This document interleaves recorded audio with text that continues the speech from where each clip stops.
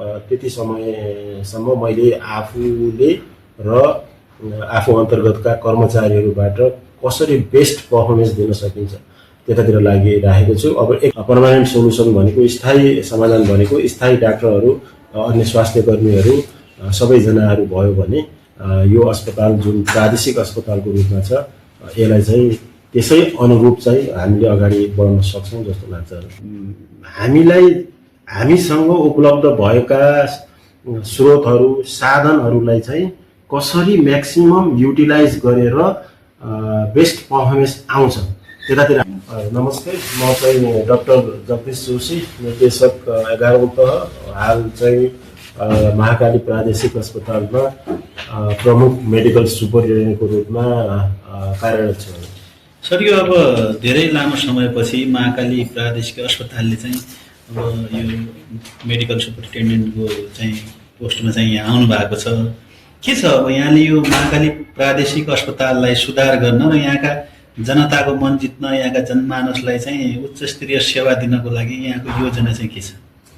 अब हेर्नुहोस्, अब महाकाली प्रादेशिक अस्पताल हाम्रो यो प्रदेश अन्तर्गत रहेका अस्पतालहरूमध्ये एउटा महत्त्वपूर्ण अस्पताल हो। यस क्षेत्रमा का बिरामीहरू यो क्षेत्रमा तपाईँ निकै समस्याग्रस्त छन्, यो कुराहरू हामीलाई अवगत छ।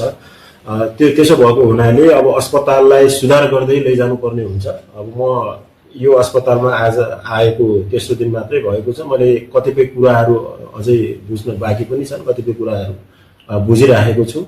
त्यसमा सकेसम्म मैले जति समय म यो अस्पतालमा यो जिम्मेवारीमा बस्छु त्यति समयसम्म मैले आफूले र आफू अन्तर्गतका कर्मचारीहरूबाट कसरी बेस्ट पर्फर्मेन्स दिन सकिन्छ त्यतातिर लागिरहेको छु। अब एकैचोटि धेरै ठुलो कुराहरू गर्छु भन्नु पटकनै उपयुक्त नहोला।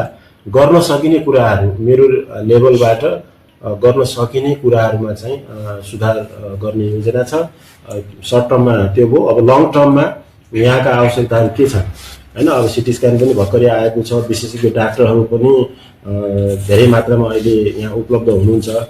तर पनि अब प्रदेश सरकारको बाट यो थाई डाक्टरहरू आउने क्रम पनि जारी छ। भोलि त्यसरी थाई डाक्टरहरू आउनु भयो भने यहाँको स्थायित्व पनि बढ्छ हैन। अब अहिले त कन्ट्र्याक्टको डाक्टरहरू, अन्य स्वास्थ्य कर्मीहरू पनि त्यसरी धेरै मात्रामा हुनुहुन्छ।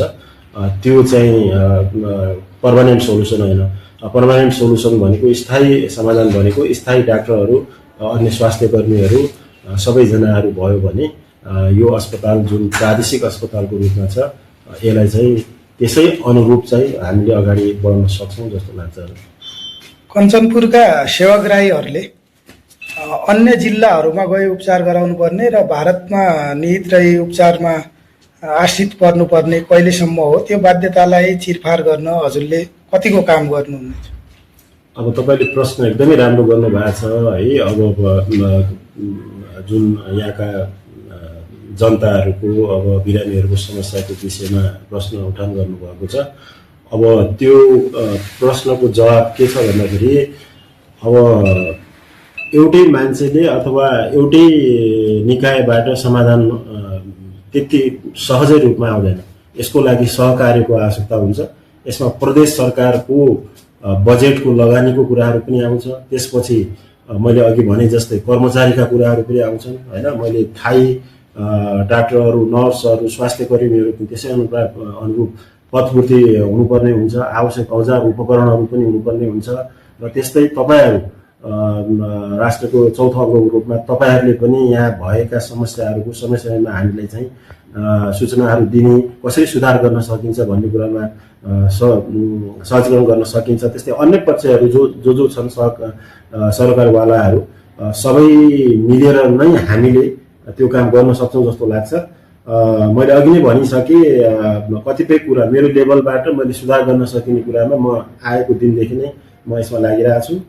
तपाईँहरूले पनि मलाई फिडब्याक दिनु होला, यसमा के गर्न सकिन्छ, म त्यसै अनुसार गर्न तयार छु। अब यसो छ, यसमा चाहिँ मैले भने कतिपय कुराहरू नीतिगत कुराहरू पनि हुन्छन्। ती नीतिगत कुराहरू त हामीले यहाँ बसेर समाधान गर्न सक्दैनौँ। नीतिगत निर्णय गर्ने निकायहरू छन्। प्रदेश सरकार छ, सामाजिक विकास मन्त्रालय छ होइन, त्यस्तै स्वास्थ्य मन्त्रालय छ। त्यताबाट कतिपय कुरा जस्तो बिमाको कुरा गर्नु पनि कतिपय कुराहरूलाई चाहिँ बिमामा राख्ने नराख्ने के गर्ने भन्ने कुराहरू हामीले त जे नियममा छ त्यो नियममा भएका कुराहरूलाई चाहिँ इम्प्लिमेन्ट गर्ने हो म्याडम है। त्यसपछि अब हामीसँग उपलब्ध भएका स्रोतहरू साधनहरूलाई चाहिँ कसरी म्याक्सिमम युटिलाइज गरेर बेस्ट पर्फर्मेन्स आउँछ त्यतातिर हामी लाग्ने हो, त्यतातिर लाग्छौँ। मेरो कार्यकालमा म बसेको कार्यकालमा चाहिँ मैले गर्न सक्ने आफूले चाहिँ कसरी त्यो आउटपुट आउँछ भन्ने कुरातिर लाग्छ।